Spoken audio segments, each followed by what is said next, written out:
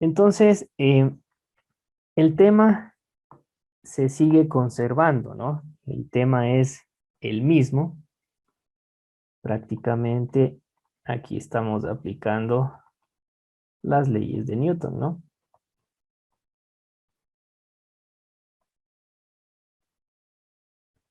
Y hemos visto, por lo general, dos leyes, ¿sí? La primera ley que sus condiciones me dice que yo la puedo aplicar cuando un sistema esté estático o en equilibrio o cuando un objeto se mueva con una rapidez constante.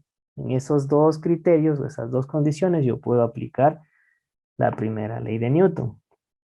Y la segunda es cuando ya existe una variación de la rapidez, es decir, que ya se genera una aceleración en el sistema, yo puedo aplicar ya, en ese caso, la segunda ley. Ahora, este ejercicio manifiesta que existe un bloque que se desliza a una velocidad constante. Y esta es la parte clave del problema. Cuando ustedes observen estas dos palabritas, velocidad constante o rapidez constante, directamente ustedes ya tienen que aplicar aquí la primera ley de Newton.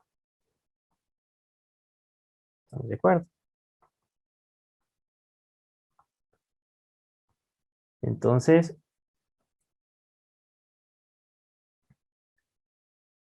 siempre ustedes tienen que leer bien el enunciado con la finalidad de tomar las mejores decisiones al momento de resolver el ejercicio. Entonces, velocidad constante, rapidez constante, o que esté un sistema o un bloque estático, yo debo aplicar la primera ley de Newton. ¿Sí? Entonces, ya sabemos nosotros cuál es el proceso adecuado para poder resolver este tipo de ejercicios. El primer paso, ya sabemos que son los datos, ¿sí? Y los datos proporciona el ejercicio. No tengo una masa de 5 kilogramos, ya está las unidades de medida en base al sistema internacional. Me da un ángulo de inclinación, que lo vamos a establecer con tita, que es 37 grados. Y me pide encontrar la fuerza de rozamiento. Si me pide encontrar esta fuerza de rozamiento, yo entiendo de que la superficie, al momento que hace contacto con el objeto, pues hay rugosidad, ¿sí? Entonces, cuando existe fricción, rugosidad, se genera una fuerza de rozamiento. ¿Estamos de acuerdo? Ahora, la parte novedosa es de que este objeto se encuentra sobre un plano inclinado. Ya no es lo mismo cuando estábamos analizando objetos en un plano horizontal. El proceso va a ser el mismo. Lo que va a cambiar es un poquito, en este caso, es los ejes. No se olviden que al momento que aplicamos las condiciones de las leyes de Newton, utilizamos la sumatoria de fuerzas en X, la sumatoria de fuerzas en Y. Y de ello tengo que ver el tipo de movimiento que va a tener el objeto, ¿no? Si se mueve con una rapidez constante, si tiende a moverse, si está estático, si ya tiene una aceleración. Entonces aquí el análisis cambia un poquito. Entonces, el primer paso yo creo que está más que claro, los datos. El segundo es realizar el diagrama de cuerpo libre. Y lo vamos a hacer aquí, ¿no? El DCL que se le conoce, ¿no? Ahora, cuando ustedes vean un plano inclinado, los ejes del plano cartesiano se genera una rotación. Primeramente, cuando yo tenga un objeto en un plano horizontal. Aquí está mi objeto en un plano horizontal. Y si yo quiero realizar un plano cartesiano, yo lo puedo hacer de esta manera, ¿no? ¿sí? Se dan cuenta que el plano cartesiano, el eje de las X, coincide con el plano o con la superficie donde se encuentra el objeto. ¿Estamos de acuerdo? Es decir, que son paralelas. Se dan cuenta que el eje de las X, este eje de aquí, es paralela a la superficie, ¿sí? Son paralelas. Entonces, ¿qué sucede cuando ya mi plano tiene una inclinación? Ya no puedo decir este criterio de que son paralelas en esta condición. ¿Qué es lo que tengo que hacer con los ejes? Tengo que hacer una rotación, ¿sí? Entonces, de la siguiente manera, ¿no? De esta manera tengo que hacer el DCL, ¿no? Aquí está el eje de las Y, acá está el eje de las X, ¿sí? Ahora, ¿por qué existe esa rotación? Debido a que el plano tiene una inclinación. Y con esa base yo comienzo recién ahí a analizar las fuerzas que actúan en ese objeto y comienzo a graficarlas. ¿Estamos de acuerdo? Entonces, cuando ustedes tengan un objeto en un plano horizontal, el plano cartesiano no sucede absolutamente nada, se mantiene, es decir, que el eje de las X es paralelo a la superficie de contacto, pero cuando ya estoy en un plano inclinado, al plano cartesiano yo tengo que hacerle una inclinación para que cumpla la misma condición. Se dan cuenta que aquí, ya en la gráfica, el eje de las X nuevamente es paralela a la superficie de contacto. Entonces se está cumpliendo con lo anterior, pero me tocó hacer un giro del plano cartesiano. No sé si hasta ahí tienen alguna pregunta de lo que acabo de explicar. Solamente estoy dibujando el plano cartesiano para poder interpretar o analizar de mejor manera el DCL para este objeto. No sé si tienen alguna pregunta. Hasta ahí no, Liz, está Ya, entendido. listo. Ahora sí les pregunto a ustedes. Según ese objeto que está en un plano inclinado, ¿qué fuerzas actúan sobre ese objeto? Verán que ya hemos analizado anteriormente las fuerzas que actúan en cualquier objeto. Está la fuerza normal, está la fuerza de rozamiento, está el peso, está la tensión, ¿sí? Entre las básicas que hemos analizado. ¿Qué fuerza ustedes creen que actúa en ese objeto que está sobre un plano inclinado? No importa si se equivocan. Fuerza normal, Muy bien. ¿Por qué existe fuerza normal, Luz? porque está sobre una superficie. Muy bien. Basta que un objeto esté en contacto con una superficie horizontal, con una superficie inclinada, con una superficie vertical. No importa, pero siempre y cuando esté haciendo contacto, ya se genera una fuerza normal. Y ustedes saben que esa fuerza normal siempre va perpendicular a la superficie. Entonces, ¿por qué hice esta inclinación del plano cartesiano? Para que ustedes, mediante ese plano, ya procedan a dibujar las fuerzas. Entonces, mi fuerza normal va a estar establecido de la siguiente manera. ¿Sí? Ahí está mi fuerza normal.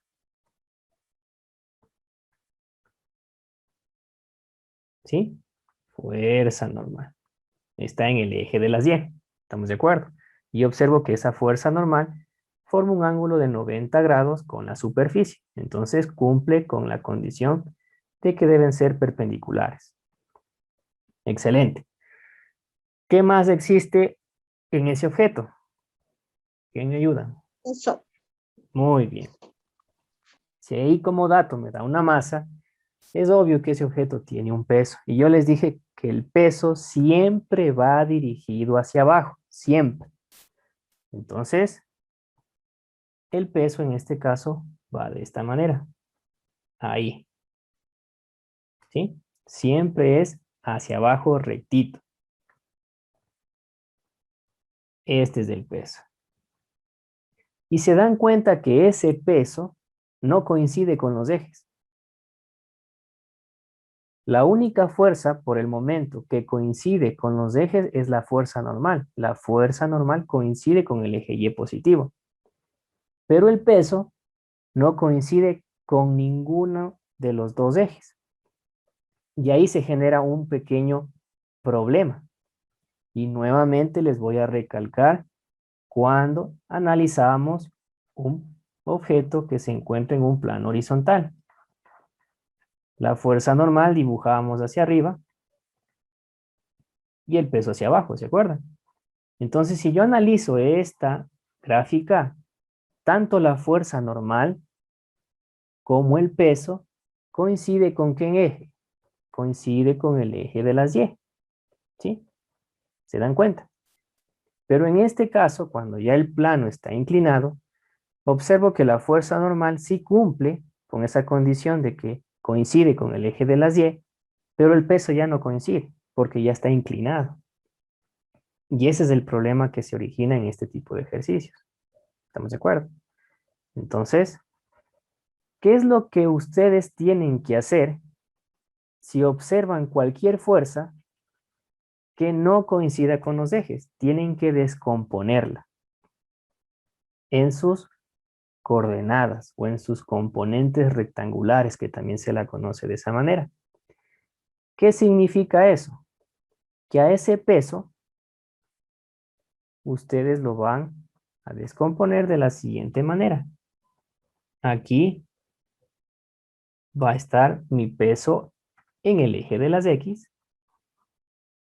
¿Sí? Le ponen peso en X. Le estoy descomponiendo en sus ejes. Y por acá van a poner el peso en Y. ¿Estamos de acuerdo? Repito nuevamente. La fuerza normal tiene que ser perpendicular a la superficie. Cumple esa condición porque hicimos que el plano cartesiano rote para que coincida el eje de las X con la superficie de contacto, que sean paralelas. ¿Sí? Pero ¿qué sucede con el peso? El peso no coincide con ninguno de los dos ejes. Y cuando no coincida con ninguno de los dos ejes, yo tengo que hacer esta descomposición, tanto en el eje de las X como en el eje de las Y. Les voy a poner otro ejemplo más sencillo. Digamos que yo tengo un objeto que está sobre una superficie horizontal y aquí yo le aplico una fuerza inclinada. Mire, si yo realizo el plano cartesiano, yo observo que esa fuerza inclinada no coincide con ninguno de los ejes, ni en X ni en Y. Cuando no coincida con ninguno de los ejes, ¿qué tengo que hacer? Descomponer en sus coordenadas. ¿Cómo lo hago? De la siguiente manera. Aquí va a estar mi fuerza en X y por acá va a estar mi fuerza en Y. ¿Sí? Estoy haciendo la descomposición. En conclusión, cuando una fuerza, cualquiera que sea, no coincida con los ejes del plano cartesiano, yo tengo que hacer la descomposición de esa fuerza. ¿Estamos de acuerdo? Y la descomposición se dan cuenta que tanto en X como en Y es como que le encierran a la fuerza original. ¿Sí? Eso hay que tomar en consideración. Con esa explicación creo que está un poquito más clara la situación. Por ese motivo hice la descomposición del peso debido a que dicho peso no coincide con los ejes. Listo, ya tengo la fuerza normal que es perpendicular a la superficie de contacto. Tengo el peso que es dirigido hacia abajo como no coincide con los ejes. Tengo que hacer la descomposición. Y la otra fuerza que me hace falta es la fuerza de rozamiento, porque me está solicitando dicha fuerza. Ahora, ¿cuál es el criterio de la fuerza de rozamiento? ¿Quién me ayuda? ¿Cuál es el criterio principal o la condición principal de una fuerza de rozamiento? se opone al movimiento. Que se opone al Excelente, movimiento. muy bien, excelente. La fuerza de rozamiento siempre se opone al movimiento. Ahora, aquí viene la gran pregunta. ¿Para dónde se mueve el objeto? ¿Para arriba? ¿Para abajo? Observemos bien. ¿Qué creen ustedes si yo tengo un objeto que está en un plano inclinado, que no existe una fuerza externa que le empuje tanto hacia arriba o hacia abajo? Solamente aquí actúa el peso del objeto, la fuerza normal por el contacto, y también se genera una fuerza de rozamiento, pero que depende del movimiento, pero por el momento desconozco hacia dónde se mueve. Pero ¿qué es lo más lógico? Y aquí hay unas liñitas hacia la derecha del objeto. ¿Qué creen ustedes? ¿Para dónde se va a mover?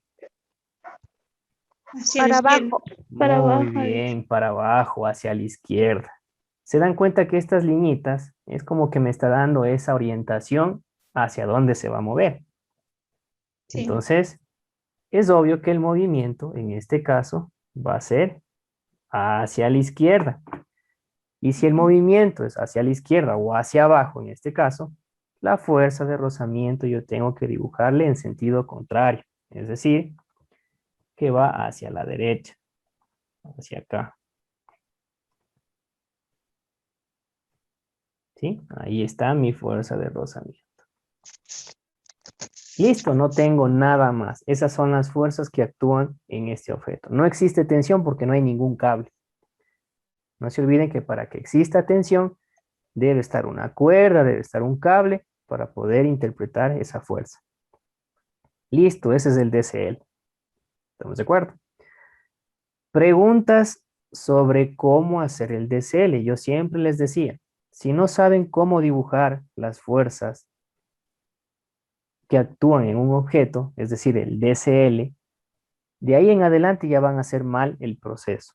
Tiene que estar claro, debe estar en este caso el conocimiento fundamentado en cada uno de ustedes para estas 4 fuerzas que hemos analizado. Tensión, fuerza normal, fuerza de rozamiento y el peso. Aquí la novedad es del peso que se hace una descomposición porque el peso no coincide con los ejes. Y no se olviden que el peso siempre se grafica hacia abajo.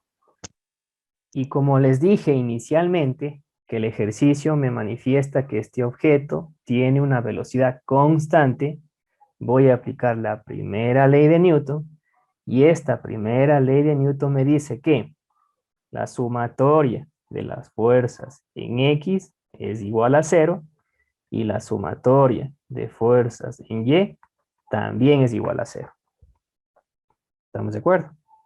Estos dos criterios se cumplen cuando un objeto esté estático, esté en reposo o esté con un movimiento, pero que tenga una rapidez constante. Ahí aplicamos la primera ley de Newton. ¿Estamos de acuerdo? El cuarto paso ya sabemos también, viene el desarrollo y se van a dar cuenta que no es muy extenso. ¿Sí? Y me voy a fijar exclusivamente en el eje de las X. ¿Sí? Entonces voy a poner nuevamente sumatoria de fuerzas en X es igual a 0. ¿Y qué debo analizar? Toda fuerza que esté a favor del movimiento, sí, toda fuerza que esté a favor del movimiento se considera con signo positivo. Y toda fuerza que esté en contra del movimiento se considera con signo negativo. Repito, aquella fuerza que coincida con el movimiento del objeto se establece con signo positivo. Caso contrario, se ubicará con signo negativo. Observo el eje de las X. En el eje de las X tengo el peso y tengo la fuerza de rozamiento. No tengo nada más en el eje de las X. ¿Sí? El peso en X, yo observo que coincide con el movimiento. Se dan cuenta que la flechita está hacia la izquierda. Como coincide con el movimiento, el peso en X va a ser positivo. ¿Estamos de acuerdo? Y la fuerza de rozamiento, y es obvio, ¿no? Siempre la fuerza de rozamiento se opone al movimiento, significa que debe ir con signo contrario. Entonces, menos la fuerza de rozamiento. Y esto es igual a 0. ¿Estamos de acuerdo? Repito, el peso en X está a favor del movimiento, positivo. La fuerza de rozamiento está en contra del movimiento, negativo. No tengo ninguna otra fuerza en X. ¿Sí? El eje de las Y, si ustedes desean, lo analizan, pero en este caso no es importante. Ya con el eje de las X ya voy a encontrar la fuerza de rozamiento. ¿Por qué? Porque aquí está la incógnita, ¿no? La incógnita es la fuerza de rozamiento y es lo que me pide aquí. Entonces, si yo hago un despeje, yo puedo decir lo siguiente. Que el peso en X va a ser igual a la fuerza de rozamiento. La fuerza de rozamiento que está con signo negativo a la izquierda del igual, al cambiar de ubicación se cambia el signo. Puedo invertir esta ecuación. Puedo decir que la fuerza de rozamiento es igual al peso en X. ¿Sí? No pasa nada, estoy intercambiando. Y ustedes ahora se van a preguntar, ¿y qué significa eso de X? ¿Sí? Esa es la parte también novedosa al momento que estoy resolviendo este ejercicio. ¿Sí? Hay que también recordar que el peso, según la fórmula, es igual a la masa por la gravedad. ¿Sí? No se olviden de esta formulita. El peso es igual a masa por gravedad. La masa ya me da. La gravedad, por lo general, estamos trabajando con 10 metros sobre segundos al cuadrado. Si es una constante, que no es el valor exacto de la gravedad, pero por fines didácticos se lo podría decir, estamos trabajando con 10 metros sobre segundos al cuadrado. Entonces la gravedad es una constante, ya lo saben. La masa ya tengo como dato, ¿sí? Lo que me hace falta es cómo elimino esa X, porque dice peso en X. Y ustedes tienen que aplicar lo siguiente. Cuando ustedes vean el peso acompañado de la X, para eliminar esa X, ustedes van a poner lo siguiente. Me queda de la siguiente manera. Fuerza de rozamiento va a ser igual al peso, ¿sí?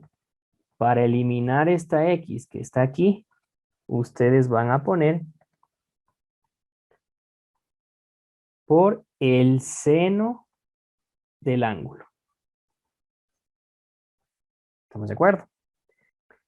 Ahora, se dan cuenta que en el eje de las Y, ¿cómo voy a eliminar la Y que le acompaña el peso? Ahí es todo lo contrario. En vez de seno van a poner coseno. ¿Estamos de acuerdo? Entonces aquí sería, para eliminar la Y, ponen el peso por el coseno del ángulo. Pero en este caso no estamos utilizando el peso en Y, sino el peso en X. ¿Estamos de acuerdo? Entonces, me queda de la siguiente manera. Fuerza de rozamiento va a ser igual. El peso ya sabemos que es igual a la masa por la gravedad por el seno de tita. Ya sabemos que tita vale 37. ¿Estamos de acuerdo? Hasta ahí, ¿alguna pregunta? ¿Alguna inquietud que ustedes tengan? No. Ahora, a este ángulo de 37 grados, se lo considera como un ángulo notable. Otros ángulos notables pueden ser el de 30 grados, el de 60 grados, el de 45 grados, y existen dos más, que es el de 37 grados y el de 53 grados. Y estos ángulos notables, nuevamente, para poder comprender de mejor manera, se necesita analizar un triángulo rectángulo. Y voy a dibujar dicho triángulo rectángulo, ¿no? Ustedes deben saber que un triángulo rectángulo es aquel triángulo que tiene un ángulo interno de 90 grados. Y voy a suponer que aquí están los 37 grados, ¿sí? Que coincida con el ejercicio, ¿no? Si este ángulo es de 37 grados, es obvio que el ángulo de arriba, es decir, el de acá, va a valer 53. Porque si yo sumo 37 más 53, que son los ángulos agudos de ese triángulo rectángulo, me va a dar el ángulo recto, es decir, 90 grados. ¿Sí? Entonces, estos dos ángulos son, o se podría decir, que forman parte de los ángulos notables. Y cuando ustedes observen este tipo de ángulos, ¿sí? Hay unos valores establecidos para los catetos y para la hipotenusa de ese triángulo rectángulo. No se olviden que un triángulo rectángulo está conformado por dos catetos y una hipotenusa. ¿Estamos de acuerdo? Ahora, ustedes saben que la hipotenusa es la que vale más. Siempre la hipotenusa es la que está al frente del ángulo de 90 grados y es mayor que los catetos. Entonces, en este caso, la hipotenusa le vamos a asignar un valor de 5, ¿sí? Aquí, para analizar este triángulo notable con sus ángulos notables de 37 y de 53, siempre la hipotenusa la vamos a establecer con el valor de 5. Ahora me faltan los catetos, ¿verdad? Entonces, en la parte inferior del ángulo de 37, vamos a ubicar el 4, y en la parte que está al frente del ángulo de 37 vamos a poner el 3. ¿Estamos de acuerdo? De esa manera ya se conforma un triángulo rectángulo con estas condiciones. ¿Estamos de acuerdo? Entonces, por eso estoy explicando este triángulo notable con sus respectivos ángulos. Ahora, una vez que ya expliqué esto del triángulo notable, lo único que me toca hacer es reemplazar. La fuerza de rozamiento va a ser igual a la masa vale 5, ya sabemos. La gravedad, estamos asumiendo con 10, ¿sí? Y en vez de poner seno aquí, el ángulo vale 37, ¿sí? En vez de poner seno de 37, ¿qué vamos a poner? 3/5. Es decir, por 3/5. ¿Estamos de acuerdo? Entonces ahí es más fácil, ¿no? Yo puedo aquí simplificar. Tengo un 5 que está multiplicando y tengo un 5 que está dividiendo. Yo puedo simplificar. Y si yo multiplico el 10 con el 3, me va a salir 30. ¿Sí? ¿30 qué? 30 newtons, que sería el resultado.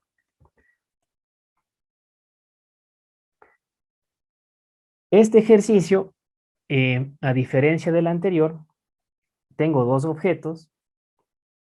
El un objeto está haciendo contacto con una superficie horizontal, que es mucho más fácil que el anterior, que era un plano inclinado. Que tengo dos alternativas de resolución. Puedo analizar objeto por objeto o puedo analizar el sistema. ¿Se acuerdan que en algún otro video, con otro tipo de ejercicios, analizamos el sistema, que era más factible, menos tiempo? Y eso es lo que vamos a hacer ahorita. Pero de ley tengo que hacer el DCL, tengo que sacar los datos, tengo que entender el ejercicio, qué ley voy a aplicar, ¿sí? Si ustedes leen el enunciado, me dice que está a punto de deslizarse. Cuando ustedes observen estas palabritas a punto de deslizarse, ¿qué ley tienen que aplicar? La primera ley de Newton. Muy bien, ya. La primera ley de Newton. No se olviden, cuando un objeto está en reposo, cuando se mueve con rapidez constante, cuando está a punto de moverse, eso significa que sí o sí tengo que aplicar la primera ley de Newton. Listo, entonces ya sabemos el primer paso es los datos. Me está solicitando el coeficiente de rozamiento estático. Miren, otra palabrita más que me ayuda para aplicar la primera ley de Newton. Estático, me dice, coeficiente de rozamiento estático, a punto de moverse. ¿Sí? Entonces, me pide este símbolo que significa mu, pero que me representa el coeficiente de rozamiento, esto es lo que me pide, y no me da ningún otro dato más, ¿sí? El segundo paso es el DCL, y voy a hacer el DCL para cada objeto para que ustedes lo comprendan. Se dan cuenta que el primer objeto está sobre un plano horizontal. Eso significa que mis ejes del plano cartesiano pues se conservan, no existe ninguna rotación.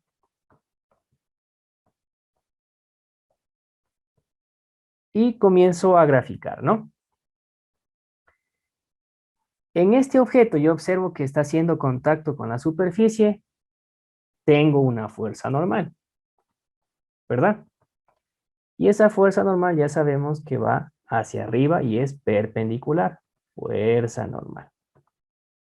Sabemos que ese objeto tiene un peso. Y la letra W, como les mencionaba anteriormente, significa el peso. Puedo escribirlo con la W o con la P. Pero me dice que este objeto pesa el doble. Por algo está el 2. ¿Sí? Entonces voy a graficar el peso. Lo puedo poner con 2P o también lo puedo ubicar con 2W. Da lo mismo. Pero ese peso tiene que ir hacia abajo. ¿Qué más tengo en el objeto 1? Tengo un cable que está a la derecha. Y si tengo un cable se genera una tensión en el mismo sentido, a la derecha. Se dan cuenta que ese objeto está haciendo contacto con la superficie. Si existe contacto con la superficie se genera una fuerza de rozamiento. Y es obvio, ¿no? Si me pide el coeficiente de rozamiento, es decir que tiene una fuerza de rozamiento. Y como mencionaron anteriormente, la fuerza de rozamiento se opone al movimiento. Ahorita no sé para dónde se mueve, pero ¿qué es lo más lógico en este sistema? ¿Para dónde creen ustedes que se tiende a mover el bloque que tiene 2 veces el peso? A la derecha. Muy bien. Es decir, que el bloque que estoy analizando va a tener un movimiento hacia la derecha. Eso significa que mi fuerza de rozamiento va hacia la izquierda. ¿Estamos de acuerdo? Voy a ubicarlo acá de mejor manera, el movimiento. El movimiento del primer objeto es hacia la derecha y la fuerza de rozamiento se la grafica en sentido contrario. ¿Estamos de acuerdo? Si el primer objeto que acabo de analizar tiende a moverse hacia la derecha, ¿para dónde creen ustedes que se va a mover el segundo objeto? Para abajo. Excelente. Muy bien. Para Para abajo. abajo. Muy bien. El segundo objeto se mueve para abajo. Ahora, deja a un lado el segundo objeto y les pregunto a ustedes. ¿Existe alguna otra fuerza en el primer bloque? ¿O ya estamos completos? Está graficada la fuerza normal. Está el peso que es 2 veces el peso porque ahí mismo me lo establece. Está la tensión hacia la derecha porque tengo un cable en ese sentido. La fuerza de rozamiento hacia la izquierda porque ya acordamos de que ese bloque tiende a moverse hacia la derecha. ¿Está completo o hace falta algo? ¿Qué creen ustedes? Está completo. Muy bien, Ya está está completo. completo. Está Está completo. completo. ¿Sí? El primer bloque. Ahora voy a analizar el segundo. ¿Sí? El segundo yo tengo un objeto que no hace contacto con ninguna superficie. Ojo, está al aire. Si no está haciendo contacto. Si no hay contacto, no hay fuerza normal. Eso que quede claro. Lo que sí tengo es un cable hacia arriba. Fuerza de tensión. Y tengo una tensión, muy bien. ¿Hacia dónde? Hacia arriba mismo. ¿Sí? Aquí está mi tensión, ¿no? Hacia arriba. Tengo un peso, es obvio. Ese peso se dirige hacia abajo. ¿Sí?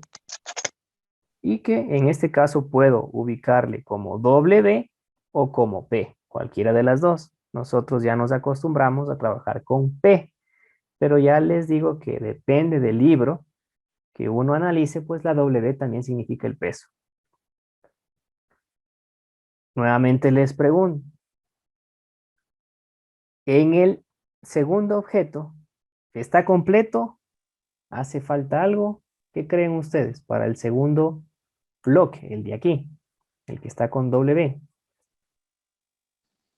Ya está completo. Está completo. Tengo el cable hacia arriba, el peso siempre hacia abajo, no hay fuerza normal porque no hay contacto, no hay fuerza de rozamiento porque no está haciendo contacto, no hay fricción con ninguna superficie, ¿sí? Entonces, completo. Ese es el diagrama de cuerpo libre para estos dos objetos. Yo creo que está fácil, está entendible, no van a tener complicaciones. Ahora, tercer paso, las fórmulas. Se conserva, ¿verdad? Porque como me dice que está a punto de deslizar y me está solicitando un coeficiente de rozamiento estático, pues la sumatoria de fuerzas en X es igual a 0 y la sumatoria de fuerzas en Y es igual a 0. ¿Estamos de acuerdo? Ahora, como les decía anteriormente, yo puedo analizar el sistema. ¿Sí? Puedo analizar el sistema. ¿Cómo puedo analizar bloque por bloque? La respuesta va a ser la misma. El resultado que voy a encontrar va a ser el mismo. Pero ¿cuál es la diferencia entre las dos? Que si analizo bloque a bloque me demoro más. Si analizo el sistema me demoro menos. Entonces yo voy a analizar el sistema para no perder mucho tiempo. Entonces el cuarto paso ya sabemos que es el desarrollo.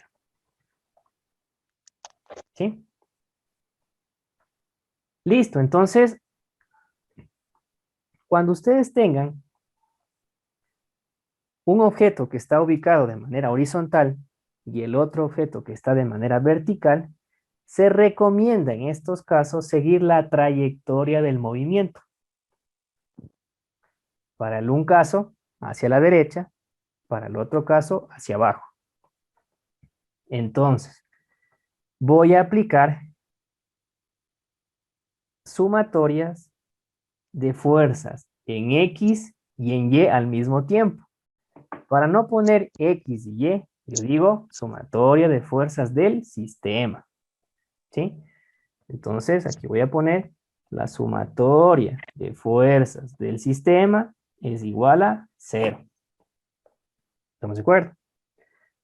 Tengo que seguir la trayectoria del movimiento. Ojo, yo sé que ustedes van a decir, pero no se mueve. Sí, tiende a moverse. Me está diciendo que está a punto de deslizarse. ¿Sí? Entonces, voy con el primer bloque, donde está 2W o 2P, que es lo mismo. Todo lo que esté a favor de ese movimiento va a ser positivo. Todo lo que esté en contra va a ser negativo. Observo y digo, la tensión está en el mismo sentido que el movimiento, entonces la tensión va a ser positiva. La fuerza de rozamiento está en sentido contrario, está opuesta al movimiento, le pongo con signo negativo. Continúo, ¿sí? Voy al segundo bloque. ¿Cuál está a favor del movimiento? Ya estoy acá, ¿no? A favor del movimiento está el peso y en contra del movimiento está la tensión. Entonces, el peso va a ser positivo y la tensión va a ser negativa. Repito, cuando analizo el sistema, tengo que seguir la ruta o la trayectoria del movimiento. Para el primer bloque, tensión a favor del movimiento, positiva. Fuerza de rozamiento en contra, negativa. Continúo la trayectoria, ¿no? La trayectoria es así, ¿no? Viene por aquí, de ahí baja, ¿no? El peso está a favor del movimiento, será positivo, y la tensión para este bloque está en contra del movimiento, va con signo negativo. Como no tengo nada más en esa trayectoria, igualo a 0. ¿Sí? ¿Y qué es lo que pasa aquí? Miren lo que sucede con la tensión. Tengo una tensión positiva, una tensión negativa se elimina. ¿Estamos de acuerdo? Entonces, si yo hago esa eliminación de las tensiones, ¿qué me queda? Menos la fuerza de rozamiento, más el peso, es igual a 0. La fuerza de rozamiento que está en la parte izquierda del igual con signo negativo, le paso a la derecha para que se haga positivo. Le invierto la ecuación, es decir, que lo que está a la derecha pasa a la izquierda, lo que está a la izquierda pasa a la derecha sin cambiar de signo porque estoy invirtiendo todo. Y me queda que la fuerza de rozamiento es igual al peso. ¿Sí? Pero ¿a qué es igual la fuerza de rozamiento? La fuerza de rozamiento también tengo una fórmula. No se olviden que el peso era igual a masa por gravedad. Esta no me sirve porque no tengo la masa como dato, pero la ubico para que ustedes se acuerden.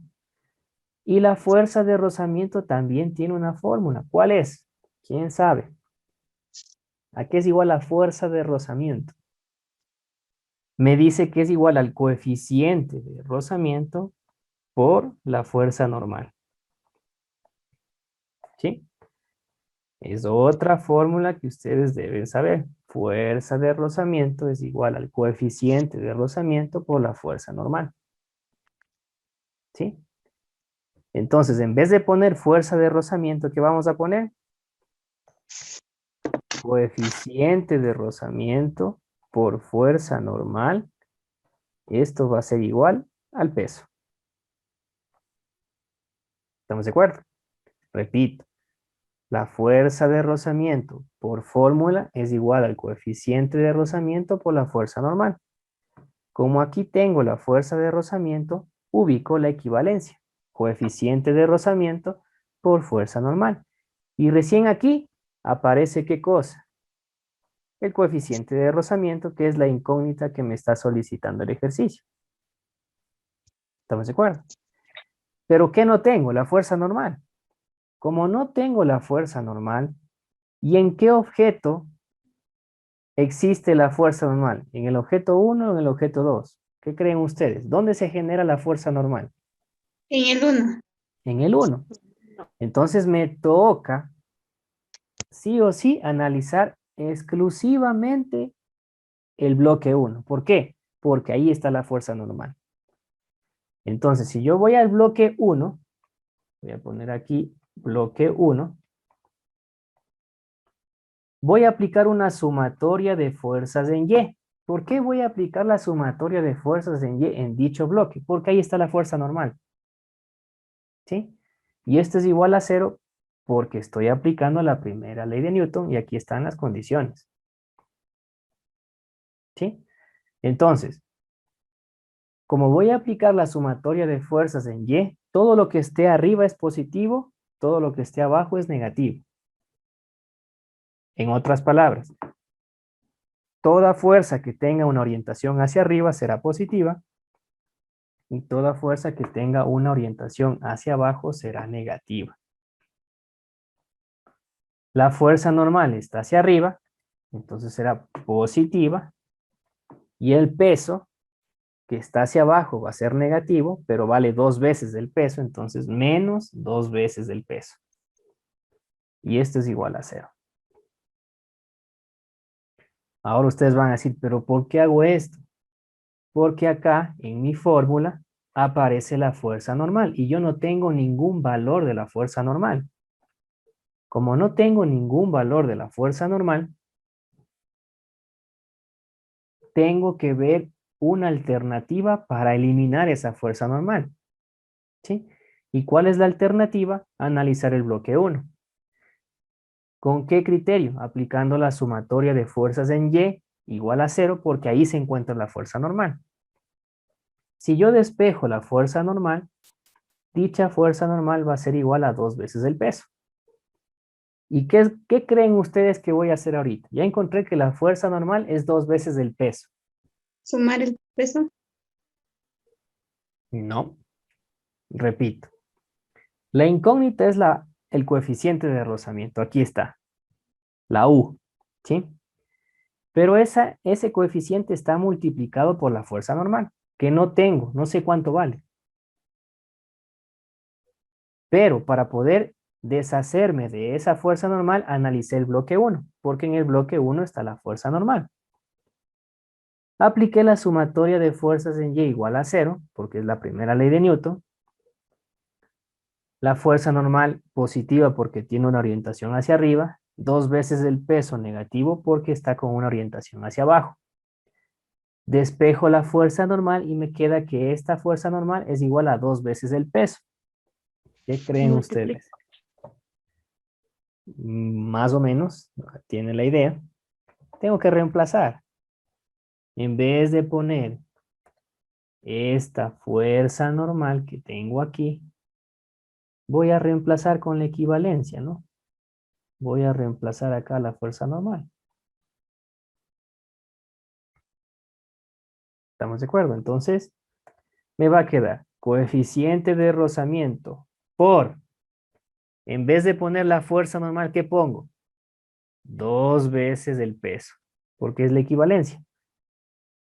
Así como hicimos con la fuerza de rozamiento en esta parte. En vez de poner la fuerza de rozamiento, ¿qué ubicamos? Coeficiente por fuerza normal. En vez de poner la fuerza normal, ¿qué ubicamos? 2 veces el peso. ¿Y este es igual a qué? Al peso. ¿Sí? Y ya prácticamente está resuelto el ejercicio, ¿no? Tengo que despejar la U. Se dan cuenta que la U está multiplicando con 2 veces el peso. Eso significa que 2 veces el peso pasaría a la derecha del igual a dividir. Me queda de la siguiente manera, que el coeficiente de rozamiento va a ser igual. En la parte derecha tengo el peso y eso va a dividir a 2 veces el peso. ¿Estamos de acuerdo? ¿Por qué le paso a dividir 2 veces el peso? Porque está multiplicando el coeficiente de rozamiento en la parte izquierda de la ecuación. Y si yo tengo un peso en el numerador y un peso en el denominador, ¿qué puedo hacer? Simplificar. Entonces me queda que el coeficiente de rozamiento en el numerador me queda 1 y en el denominador me queda 2. Es un medio. Y un medio equivale a 0,5. Respuesta. Y ojo, tiene lógica esa respuesta porque el máximo valor que puede obtener el coeficiente de rozamiento es 1. El coeficiente de rozamiento va a estar en un intervalo desde 0 hasta 1.